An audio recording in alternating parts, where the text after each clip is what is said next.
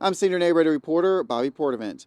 Now, you've heard me talk about Proposition 13, which would extend a property tax exemption for homeowners. Now, let's talk a little bit about Proposition 11, which does something similar but helps out our neighbors who are disabled and our aging and elderly population.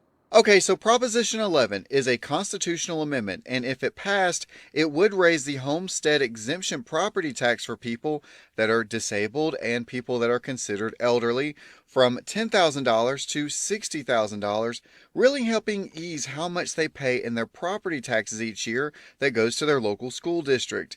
Now, lawmakers say it's a way to give back when home appraisals continue to rise.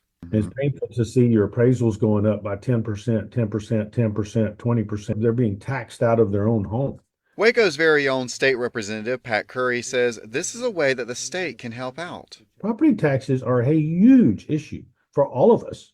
I mean, and honestly, they're out of control. And the state of Texas doesn't set a single property tax. We don't have a state property tax. Yet we get blamed for property taxes being out of control all the time. And it's a local election decision, right? And that decision is being made right now during early voting and all the way up through Election Day on November the 4th.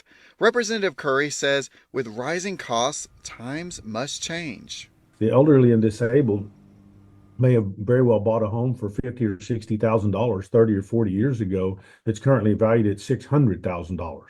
That's a problem. Proposition 11 is not the only homestead exemption amendment that's on the ballot.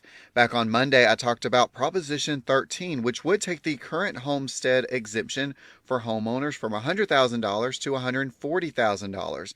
Now, if both Propositions 11 and 13 pass, that's some pretty big savings. That actually takes that exemption, the 140,000 up to 200,000 for the elderly or disabled. And Representative Curry tells me that the funds that school districts would lose out on if these propositions were to pass would be made up through excess state funds.